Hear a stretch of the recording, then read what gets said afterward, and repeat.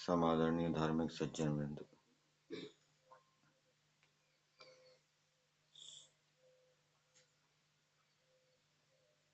धर्म को जानने के लिए परम प्रमाण, उत्कृष्ट प्रमाण वेद को बताया गया है। वेद को जाने बिना धर्म का ठीक ठीक निश्चय नहीं किया जा सकता। धर्म जिज्ञासमानानां प्रमाणम परमम श्रुति। वेदों के अंदर धर्म के लक्षण बताए गए हैं। यजुर्वेद में भी आपको मिलेंगे धर्म के लक्षण। अथर्ववेद के अंदर भी धर्म के लक्षण बताए गए हैं।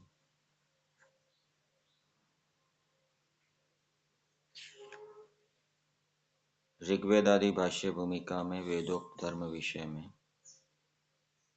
अथर्ववेद का एक मंत्र दिया है जिसमें धर्म के लक्षण बताए हैं, धर्म का वर्णन किया गया है। ब्रह्म च क्षत्रम च राष्ट्रम च विशश्च द्विषिश्च यशश्च वर्चश्च द्रविणम च। ये मंत्र अथर्ववेद के 12वें कांड का है। इसका भाष्य और भाषार्थ महर्षि दयानंद जी ने किया है। तो उसके आधार पे जो मनुष्य देश के अंदर, राज्य के अंदर सर्वोत्तम विद्या आदि गुणों से युक्त हो अथवा जिसकी रुचि सर्वोत्तम विद्या की प्राप्ति में, सर्वोत्तम गुणों की प्राप्ति में हो, ऐसे व्यक्ति को ब्राह्मण कहना चाहिए। और जो अच्छे गुणों का प्रचार करने वाला भी हो, अच्छे गुणों के प्रचार में जिसकी रुचि हो, विद्या के प्रचार में जिसकी रुचि हो और जो इसके लिए पुरुषार्थ कर रहा हो, उसको ब्राह्मण कहना चाहिए। और ऐसे व्यक्ति को अपने विद्या आदि गुणों को बढ़ाते भी रहना चाहिए। ये वेद का आदेश है। आर्य समाज के नियम में भी दिया है, अविद्या का नाश और विद्या की वृद्धि करनी चाहिए। विद्या के अतिरिक्त और भी जो गुण हैं उनको भी यह ब्राह्मण बढ़ाता रहे। अच्छे गुणों के प्रचार को भी ब्राह्मण क्या है, बढ़ाता रहे।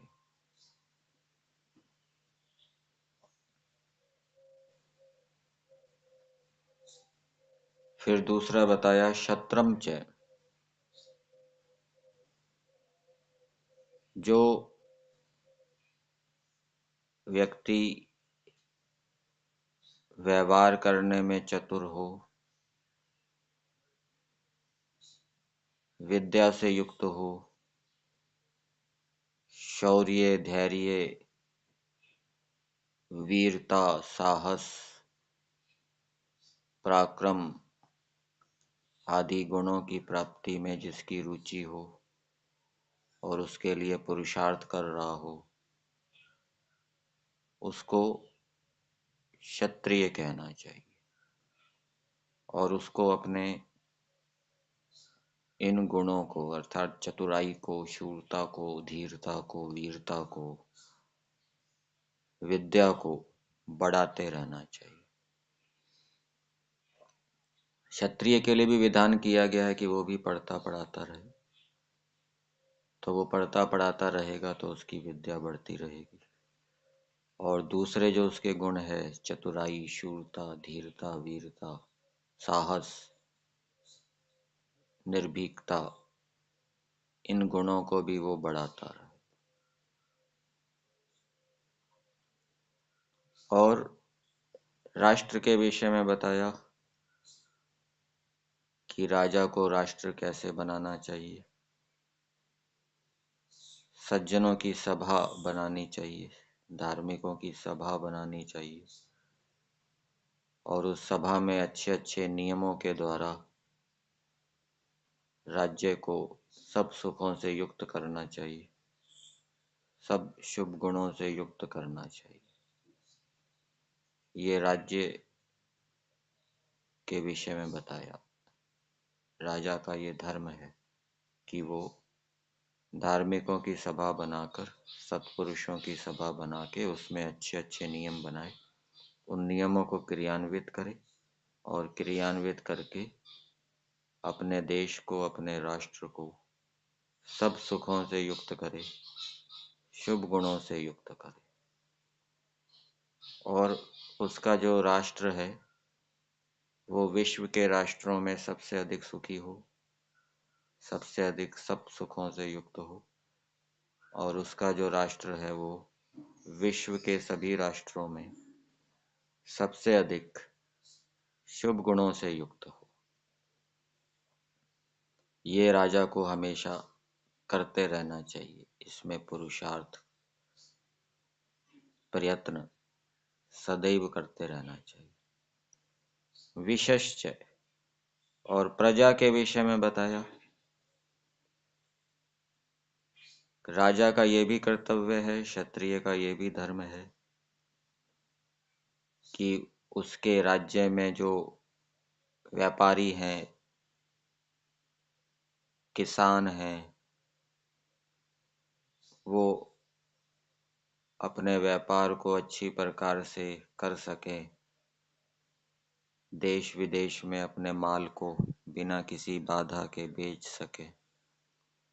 किसान भी हर किसी को अपनी फसल बेच सके, उसके ऊपर प्रतिबंध ना हो, देश विदेश में अपनी फसल को भिजवा सके।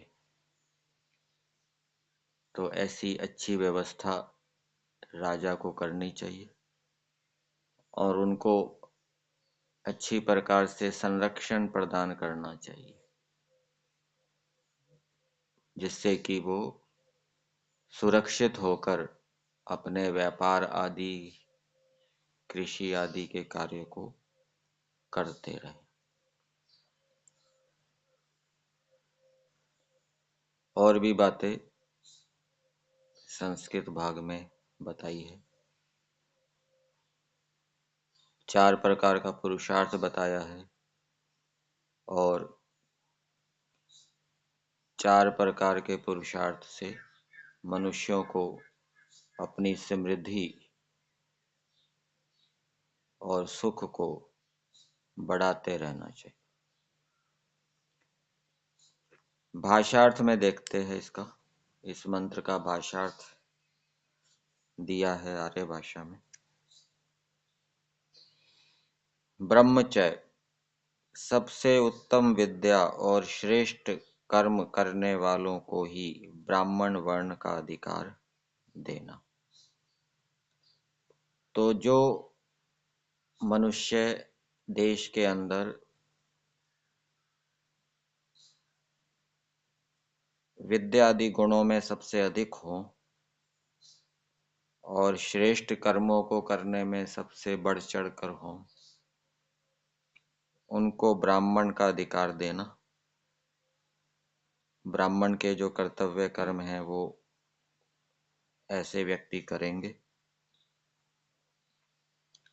उनसे विद्या का प्रचार कराना, और उन लोगों को भी चाहिए कि विद्या के प्रचार में ही सदा तत्पर रहें, अपने विद्यादि गुणों को भी बढ़ाते रहें और विद्या के प्रचार में भी तत्पर रहें। वैसे यदि देखा जाए तो विद्या के प्रचार से ही उनके विद्यादि गुण क्या है, बढ़ते रहेंगे। विद्यादि गुणों के विषय में दूसरों को बताएंगे, उपदेश करेंगे, अनेक शंकाएं उठेगी, उनका समाधान किया जाएगा, तो उससे उनके जो विद्यादि गुण हैं वो क्या है, बढ़ेंगे, बढ़ते जाएंगे। तो प्रचार और वृद्धि का परस्पर संबंध समझना चाहिए। क्षत्रम च अर्थात सब कामों में चतुरता, शूरवीरपन, धीरज, वीर पुरुषों से युक्त सेना का रखना, दुष्टों को दंड देना और श्रेष्ठों का पालन करना इत्यादि गुणों के बढ़ाने वाले पुरुषों को क्षत्रिय वर्ण का अधिकार देना। तो देखिए, महर्षि दयानंद जी ने लिखा है, इन गुणों को जो बढ़ा रहे हैं, कौन से गुणों को, चतुरता, शूरवीरपन, धीरज, दुष्टों को दंड देना, श्रेष्ठों का पालन करना, इसमें कुछ कर्म भी हैं। तो इन अच्छे गुणों को और इन अच्छे कर्मों को जो बढ़ाते हैं, पहले से अधिक और अधिक और अधिक करते जाते हैं, जिनकी इसमें रुचि है, उनको क्षत्रिय वर्ण का अधिकार देना।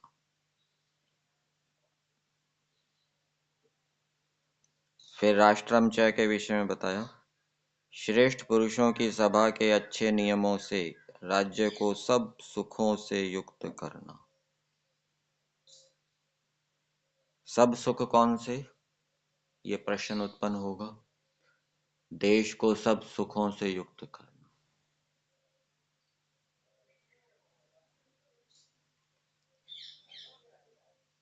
तीन प्रकार के दुख सुने, आध्यात्मिक दुख, आदि दैविक दुख और आदि भौतिक दुख।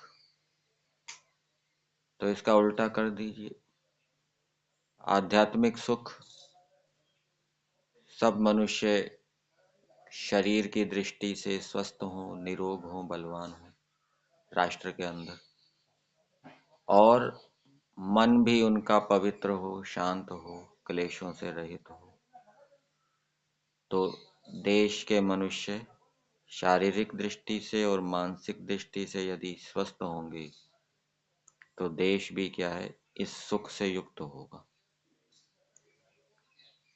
आदि भौतिक सुख अर्थात देश के अंदर, राष्ट्र के अंदर कोई चोर ना हो, आतंकवादी ना हो, बेईमान ना हो, गड़बड़ी करने वाला ना हो, रिश्वत लेने वाला ना हो, ये सुख, दूसरे प्राणियों से सुख उनको मिले। और आदि दैविक सुख, अकाल ना पड़े, आंधी ना आए, तूफान ना आए, बाढ़ आदि ना आए, तो इस प्रकार की व्यवस्था राजा को करनी चाहिए। और आ भी सकते हैं, संभावना भी है, तो उसके लिए पूरी तैयारी रखनी चाहिए, जिससे कि इन आपदाओं का मुकाबला किया जा सके।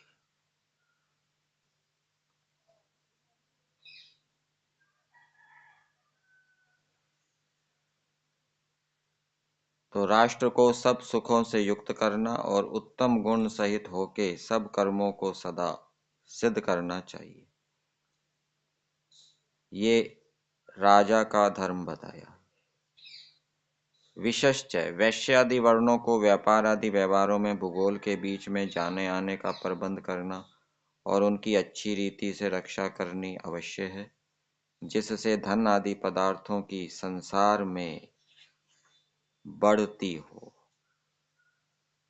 देखो, देश में बढ़ती की बात नहीं लिखी, संसार के अंदर धन आदि पदार्थों की वृद्धि हो, अन्न आदि पदार्थों की वृद्धि हो, दैनिक उपयोग की जो वस्तुएं हैं उनकी बढ़ती हो, लोग उनके अभाव के कारण दुखी ना हो, ये विश्व के कल्याण की भावना। देश के व्यापारी यदि, किसान यदि अच्छी प्रकार से अपने कार्य को करेंगे तो उससे विश्व भी क्या है, उन्नति को प्राप्त होगा। जो धर्म को नहीं जानता, अधर्म का आचरण करता है, ऐसा मूर्ख बुद्धि वाला व्यक्ति संसार के ऊपर भार होता है। वो राष्ट्र की भी हानि करता है, जगत की भी हानि करता है, विश्व की भी हानि करता है। और ऐसा व्यक्ति ईश्वर की व्यवस्था में जल्दी मर भी जाता है। और जो धर्म का आचरण करता है वो राष्ट्र के लिए हितकारी होता है, विश्व के लिए हितकारी होता है, तो उसकी आयु भी अधिक होती है। ये ईश्वर की व्यवस्था है।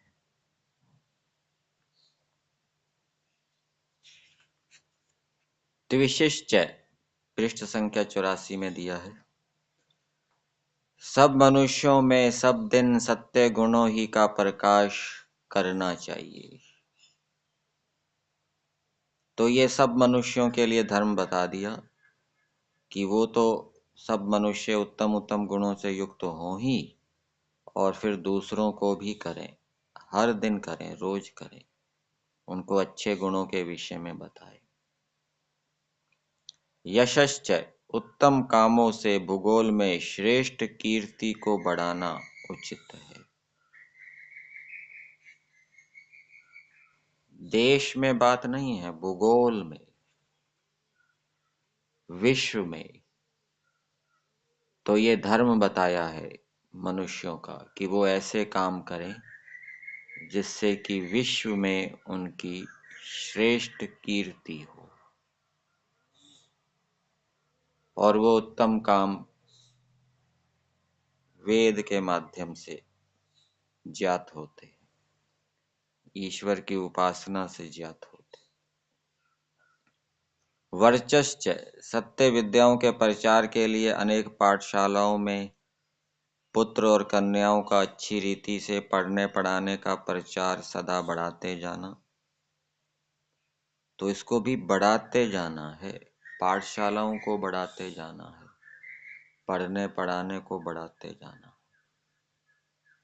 कम नहीं करते जाना, जिससे कि विद्या बढ़ती रहे। पहले गांवों में विद्यालय नहीं होते थे तो फिर गांवों में विद्यालय हो गए।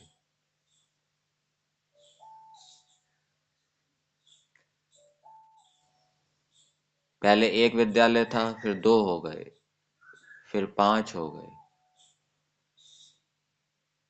पांच विद्यालय, फिर और विद्यालयों की संख्या बढ़ती गई। चिकित्सालयों की संख्या भी बढ़ती जाए। पहले एक हॉस्पिटल था, फिर दो हॉस्पिटल हो गए, जिससे कि लोग सरलता से अपना इलाज कराते रहे, कोई उनको कठिनाई ना हो। तो ये बढ़ाते रहना चाहिए। यातायात की सुविधाओं के लिए भी सड़कों को भी बढ़ाते रहना चाहिए। विद्यमान सड़कों को और अधिक बढ़िया बनाना चाहिए, 4 लेन से 6 लेन, जिससे कि यातायात में कोई कठिनाई ना हो, सुविधा पूर्वक यातायात कर सके। तो ये विद्या के विषय में बताया। सत्य विद्याओं के प्रचार के लिए अनेक पाठशालाओं में पुत्र और कन्याओं का अच्छी रीति से पढ़ने पढ़ाने का प्रचार सदा बढ़ाते जाना चाहिए। द्रविणम च सब मनुष्यों को उचित है कि पूर्वोक्त धर्म से अप्राप्त पदार्थों की प्राप्ति की इच्छा से सदा पुरुषार्थ करना, धर्म से प्राप्त करने का पुरुषार्थ करना चाहिए, अधर्म से नहीं।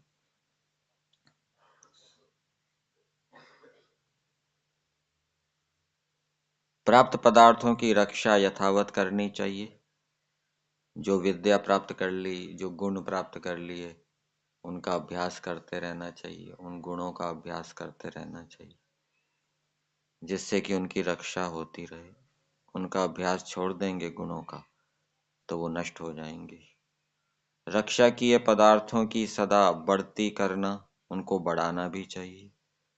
और सत्य विद्या के प्रचार आदि कामों में बढ़े हुए धन आदि पदार्थों का खर्च यथावत करना चाहिए। तो महर्षि दयानंद जी की देखो कितनी उत्कंठा थी, तीव्र इच्छा थी कि वेद विद्या का प्रचार विश्व के अंदर बढ़ता रहे। इस प्रकार के पुरुषार्थ से धन धान्य आदि को बढ़ा के सुख को सदा बढ़ाते जाओ। इस मंत्र का अर्थ संस्कार विधि में भी दिया है। गृहस्थ आश्रम प्रकरण में भी धर्म के विषय में बताया है, वहां पर भी ये मंत्र दिया है और वहां पर इसका अर्थ दिया है, हे गृहस्थ आदि मनुष्यों, तुमको योग्य है कि ब्रह्मचर्य, पूर्ण विद्या आदि शुभ गुण युक्त मनुष्य और सबके उपकारक शम दम आदि गुण युक्त ब्रह्मकुल।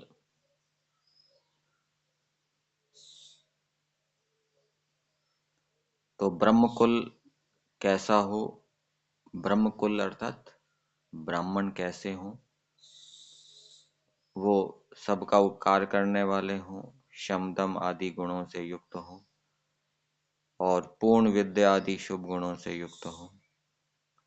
शत्रम च, विद्या आदि उत्तम गुण युक्त तथा विनय और शौर्य आदि गुणों से युक्त क्षत्रिय कुल। यहाँ विनय का अर्थ न्याय लेना चाहिए। न्याय आदि गुणों से युक्त हो, वो अन्याय ना करें। राष्ट्रम च, राज्य और उसका न्याय से पालन। विशश्च, उत्तम प्रजा और उसकी उन्नति। उत्तम प्रजा और उसकी उन्नति अर्थात उत्तम प्रजाओं की उन्नति करते रहना चाहिए, उत्तम प्रजाओं को बढ़ाते रहना चाहिए, निकृष्ट प्रजाओं को घटाते रहना चाहिए। द्विशिश्च, सद्विद्या आदि से तेज, आरोग्य, शरीर और आत्मा के बल से प्रकाशमान और इसकी उन्नति से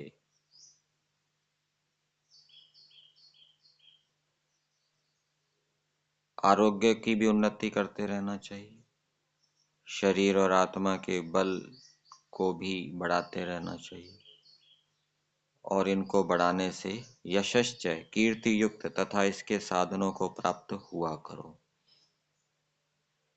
वर्चश्च, पढ़ी हुई विद्या का विचार और उसका नित्य पढ़ना, ये भी धर्म का लक्षण है। जो विद्या पढ़ी है उसके ऊपर विचार करना चाहिए और उसको नित्य पढ़ते रहना चाहिए। द्रविणम च, द्रव्य उपार्जन, उसकी रक्षा और धर्म युक्त परोपकार में व्यय करने आदि कर्मों को सदा किया करो। तो जो धन बढ़ाया है उस धन का व्यय करना चाहिए, परोपकार के कार्यों में करना चाहिए। और वो परोपकार के कार्य कैसे हों उसका एक विशेषण दे दिया, धर्म युक्त हो परोपकार के कार्य, अधर्म से युक्त दूसरे का उपकार नहीं करना, उसमें बढ़े हुए धन का व्यय नहीं करना। तो ये धर्म के लक्षण संस्कार विधि में बताए हैं इस मंत्र के ऊपर। यहीं तक।